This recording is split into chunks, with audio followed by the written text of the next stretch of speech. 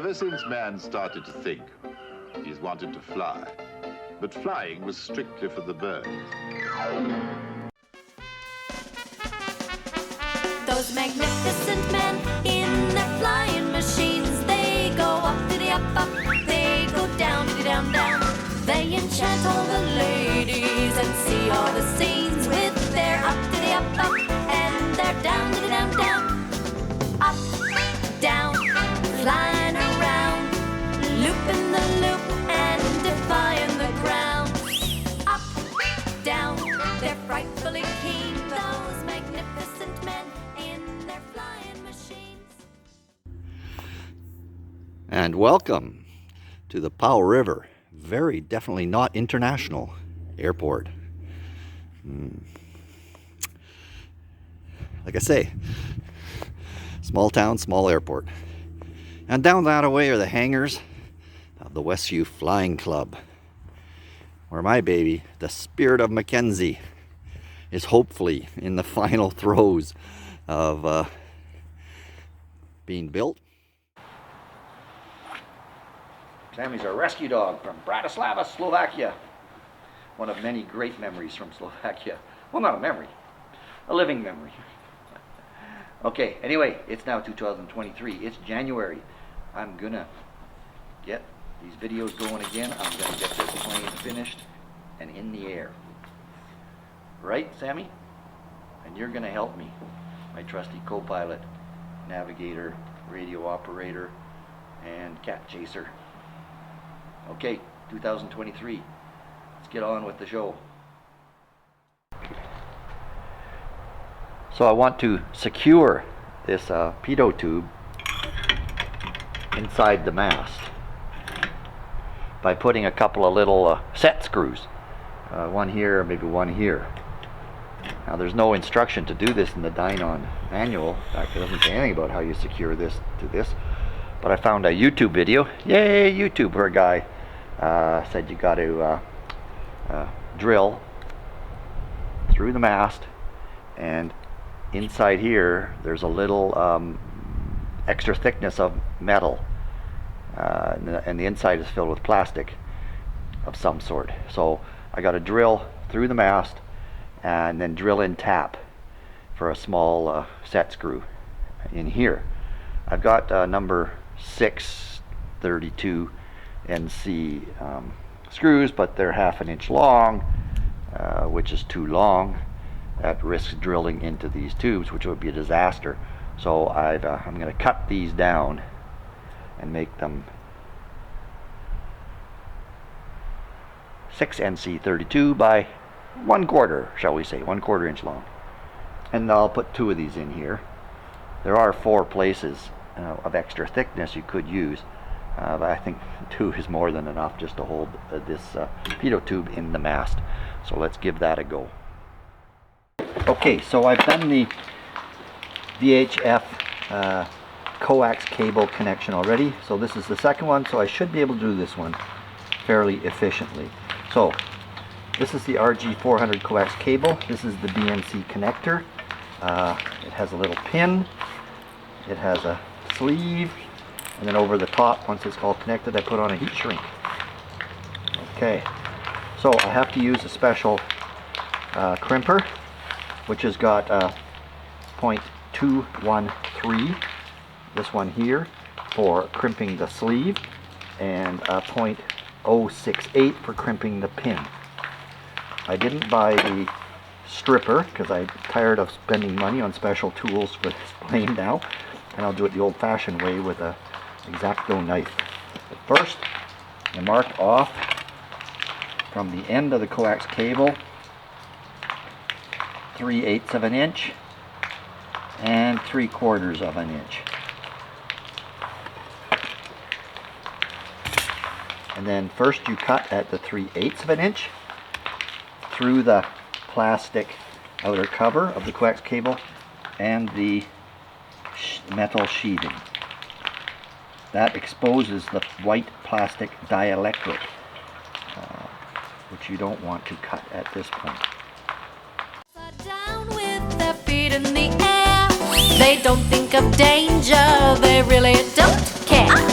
Newton would think he had made a mistake to see those young men and the chances they take.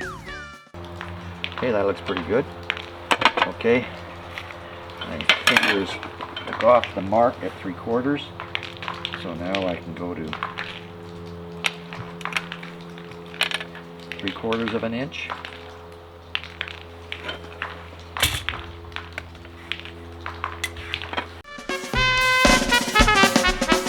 Those magnificent. Off she comes. And then you mark from the sheathing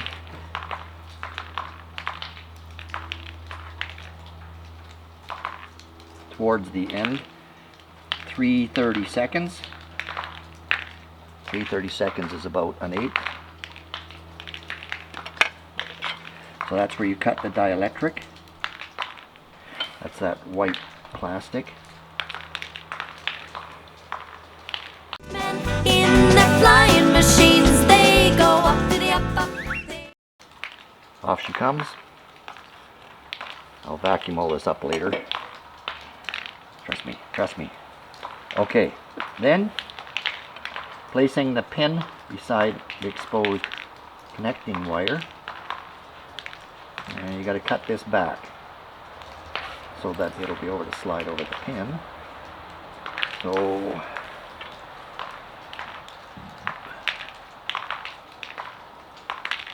that should be enough.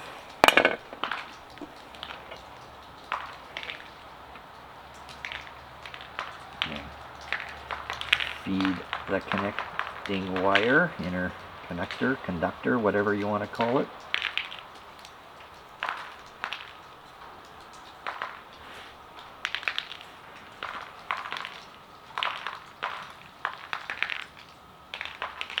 Okay. Then what I'll do is I'll put a bit of this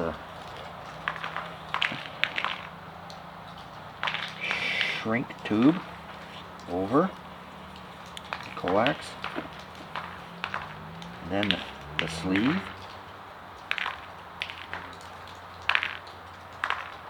There we go. The sleeve is on.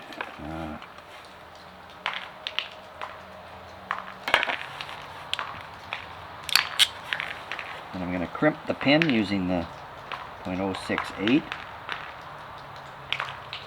die.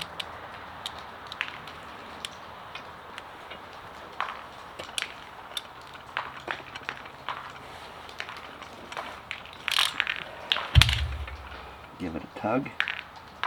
Feels good. The BNC connector then slides over the pin, over the dielectric, pushes underneath the sheath.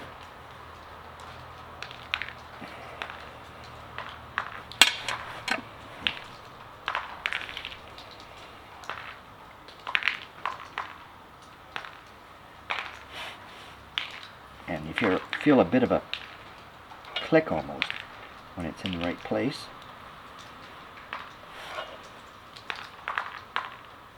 Pull the sleeve.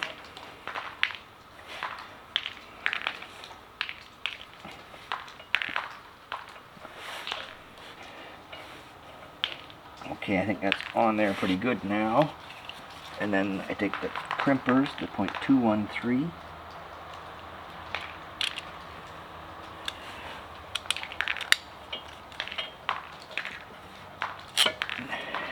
That's there on there pretty good.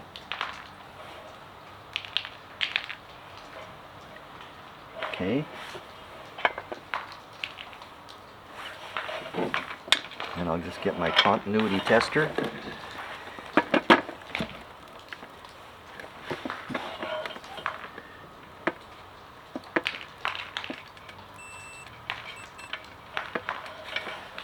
Okay, so from the sleeve to here, definitely it's makes sense. It's a continuous circuit, but from here into the pin, nothing. Outside, yeah. Pin, no. So good. That's correct. And I take my shrink tube,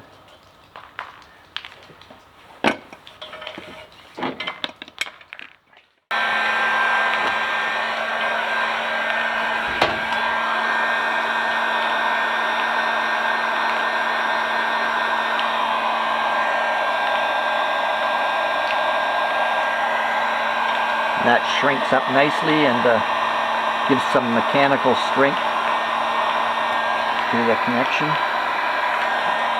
And make sure there's no stray wires sticking out somewhere.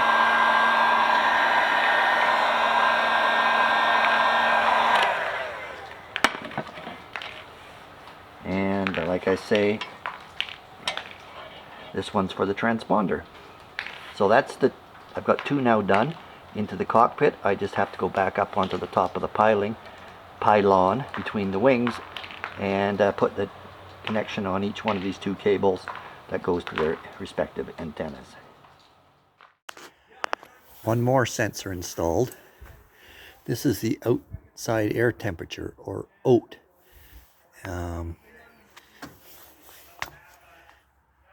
That hooks up to the wiring harness in here, down the pylon and around, and gets input into the EFIS module for the Dynon system.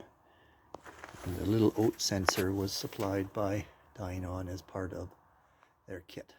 Well, here we are at the Vancouver Boat Show. I don't see any airplanes in sight, but there's certainly lots of marine safety gear here. And just like you don't want to redecorate the nursery for the upcoming baby too soon, too far in advance of the birth, I think I'm close now to the Spirit of Mackenzie getting in the air. It's time to buy the safety gear. So I got a couple of these folding paddles, which will be slotted behind the seats, and I got my manual inflate life vest. I already have one. This is for the passenger, navigator, co-pilot, radio operator, and a few other pieces of safety gear.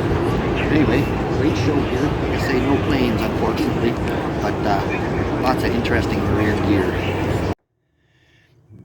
Big day today. Gonna put power on the control panel for the first time and see if the Skyview flight management system, the EFIS, lights up. The VHF radio and the transponder. So, and we'll throw in some nav lights and strobe lights as well. Let's see what happens. Okay. Generator. That's just my power bus telling me the generator's not hooked up. So, there we go. Okay. EFIS is lighting up. Let's try the radio.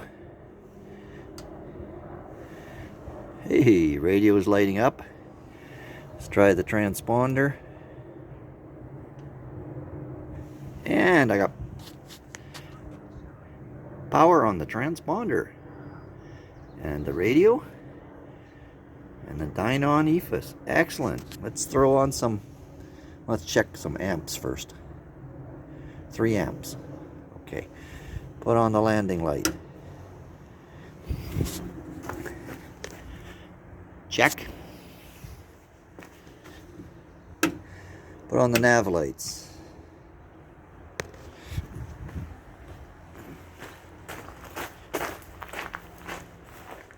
Check. Throw on the strobe at the same time. That looks like landing lights and a strobe. Yep. And we're up to 5 amps. Turn those off. 4 amps. Try the floodlight in the cabin. Little light there. That works. Turn that off. Carb heat. Well, I can't hear that if it comes on. What do we got here? Fuel pump. Yeah, I can hear it. Bilge pump. I hear it. And cabin heater. That's the fans running up into the bow deck there. Excellent. So just for the heck of it, let's turn them all on.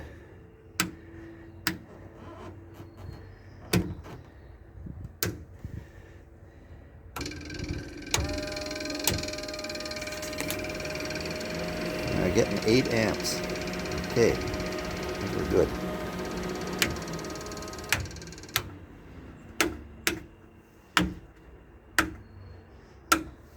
Well, I think that was successful. That's a major milestone.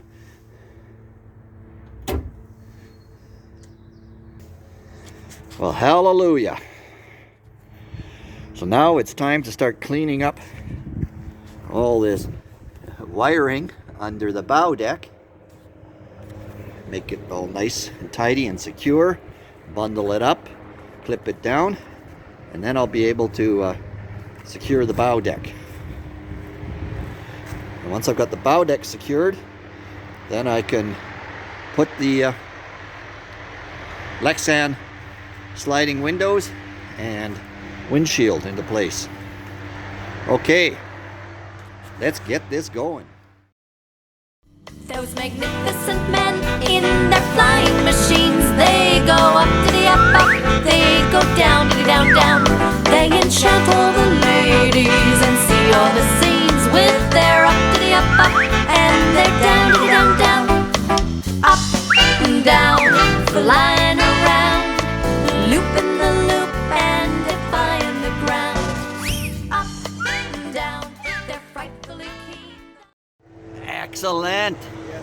Thank you. My pleasure. Happy to help. We got a Waco Classic biplane visiting us today at Powell River Airport. Weekend visitor over from Vancouver Island. What a beauty she is. The fabric work and the paint is just gorgeous. I'm sure the Spirit of Mackenzie will look just as good from 100 feet away as this one does from 6 inches.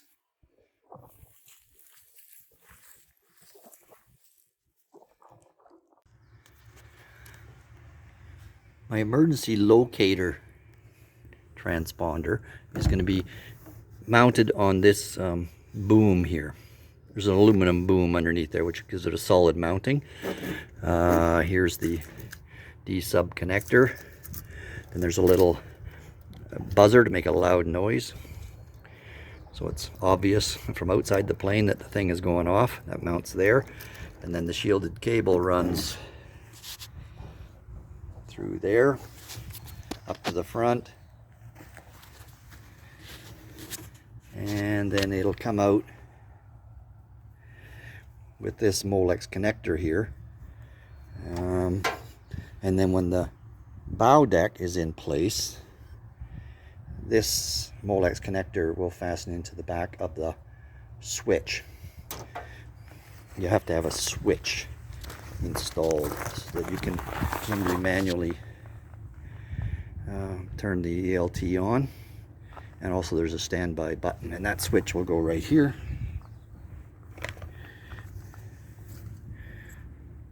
And there's the switch. So far so good.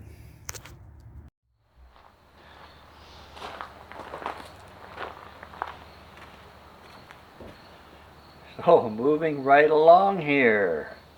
Bow deck is clecoed in place. The windscreen clecoed in place. The dashboard black anti-glare mat is glued in place. So now, today I'm progressing to the sliding canopy windows. Also made of Lexan, and it comes from, bends down from a top runner to a side runner. So a rather complicated shape, which is largely delivered to the right shape from the kit factory, but requires trimming. Trimming Lexan is a new experience for me. Google it like crazy. Basically everybody says don't do it that other guy's way. My way is the best. So there seems to be a lot of different ways of dealing with Lexan. So I have to trim it, so I have to cut it somehow so that it fits nicely from the top runner to the side runner, fits against the windscreen support, and nicely fits in place, and left side and right side. Having trimmed the leading edge of the pilot's side sliding canopy to fit against the windscreen support tube, I've now moved on to marking, drilling, and riveting the top canopy slide guide.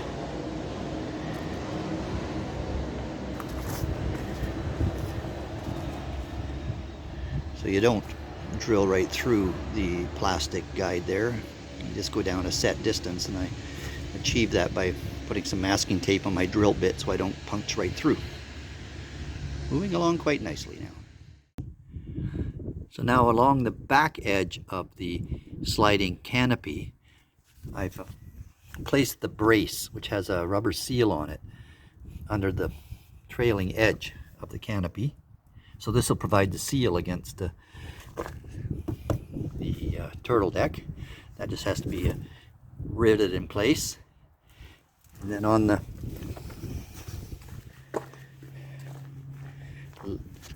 the leading edge, done the same thing. This one doesn't have a seal, it's just a bare aluminum tube. And I'll rivet that along the leading edge. And those two braces give stiffness to the sliding canopy.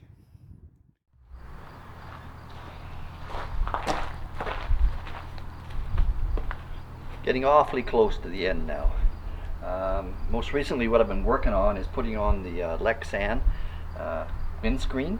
You can see it's just clecoed in place as I fit in place the pilot canopy over here and the co-pilot canopy. These are sliding canopies which you can open when the plane is flying.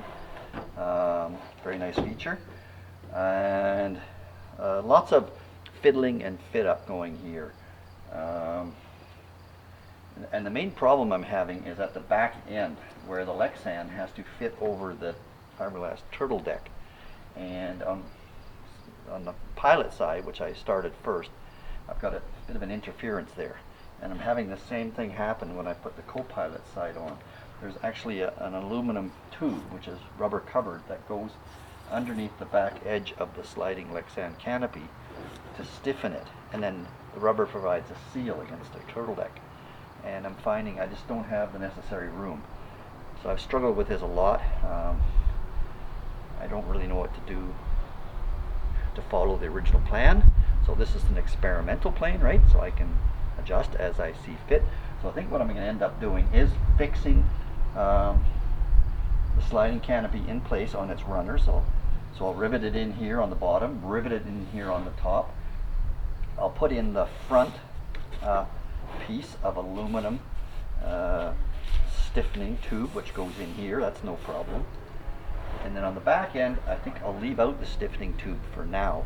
And maybe what I'll do is it's a round tube. I can squish it, make it flat, and then that will fit in here. Or I could get a piece of flat bar aluminum, use that as a stiffener. And then in case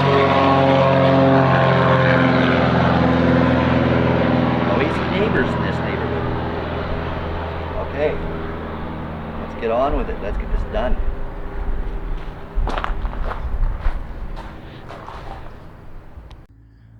So there's that sliding canopy with the forward brace in place, being held by clecos, and it's ready for riveting.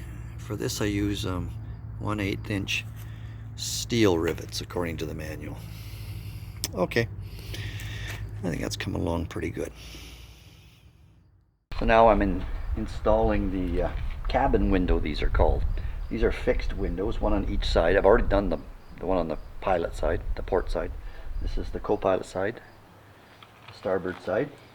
So it just means the window, which is made of Lexan, is already cut to shape, no trimming required.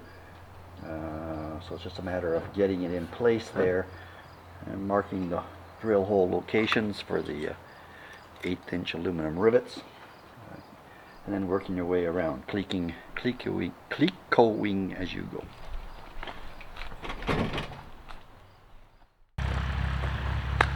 Well, here we are, after a long winter's discontent, and then a summer, another winter, another summer, and now it's the fall of the year, the spirit of the Mackenzie is finally going to get into the air.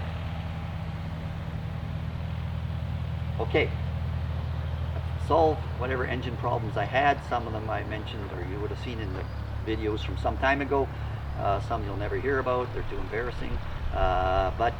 Anyway, I've tried starting it a few times now. I know it'll start. Just a matter now of adjusting the idle, checking the mag drop. There's two magnetos on this, and you just switch the ignition between both to one or the other, and check for the mag drop. It should be 200 or 300 RPM, depending on what RPM you're at. I got to check the idle speed, adjust that if necessary. Make sure that it'll run up to 5,300, 5,400, 5,500 RPM at full throttle. That's the static speed, and whatever that is, that may mean some adjustments to the prop pitch. And of course, all the time keeping an eye on the oil pressure, make sure it comes up quickly when you're trying to start the engine, and also monitoring the cylinder head temperatures. Warm up is finished when you get about 120 degrees F. And yeah, let's keep this thing moving and hopefully flying. Clear prop.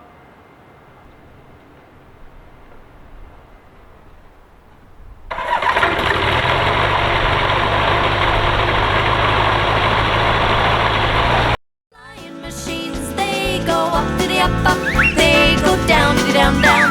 They enchant all the ladies and see all the scenes with their up to the up, and their down to the down, down. Up, down, flying around.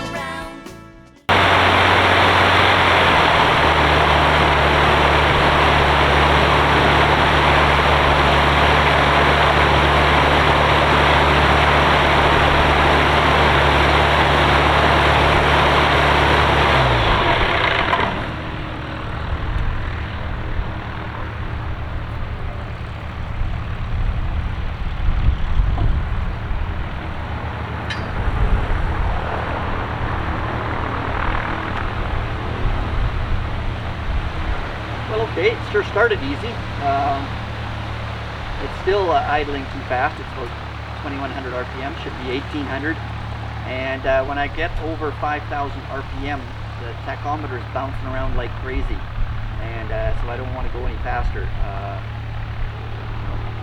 Don't want to over rev the engine, because of course the prop pitch hasn't been set properly yet. Okay, let's turn out those idle speed screws a little bit. Try to get that idle speed down.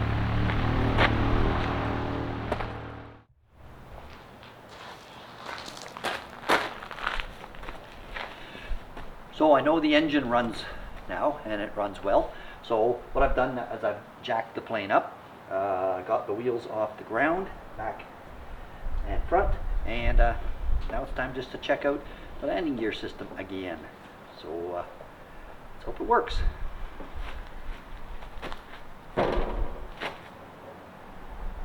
Water landing. Tail wheel's not coming up.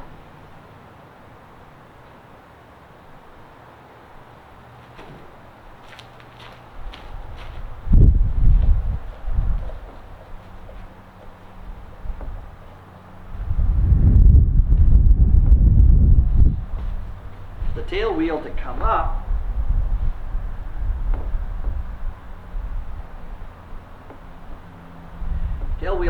means the wire has been loosened off here by the action of this wheel coming up, so the spring should be pulling the tail wheel up.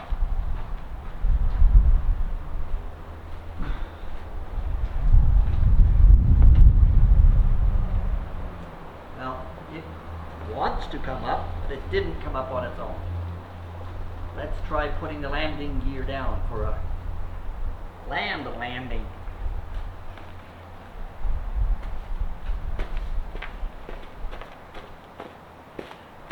And by the way, the lights are going blue and green, blue and green. Okay. They're blue right now for a water landing, so here's have a landing. Wheels down, tail wheels going down. Looks good.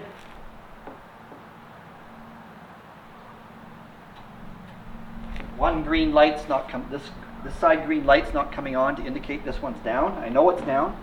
It's just the limit switch is has to be adjusted. So I stuck it with my finger and I got the green light to come on. Okay, let's one more time. Wheels up for a water landing.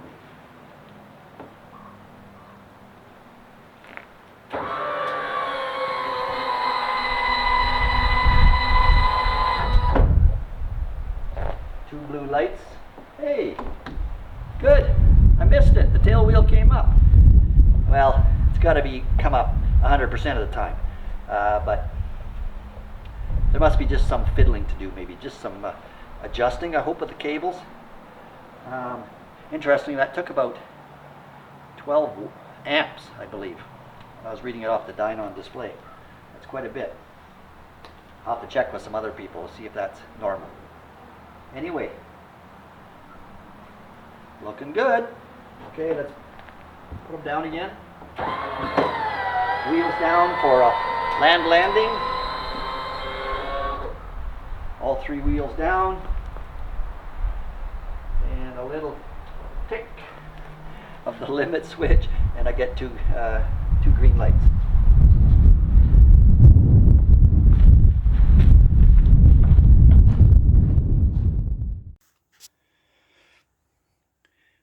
So today it's all about calibrating the actuation of the flaps.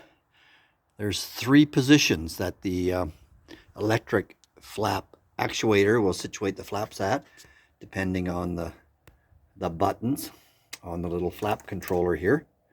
So you can see it's got a green light in the up position and the flaps are up. So as part of this calibration, what you do is you take voltage readings off the hot wire. I'm not sure which one, but they tell you which one in the manual.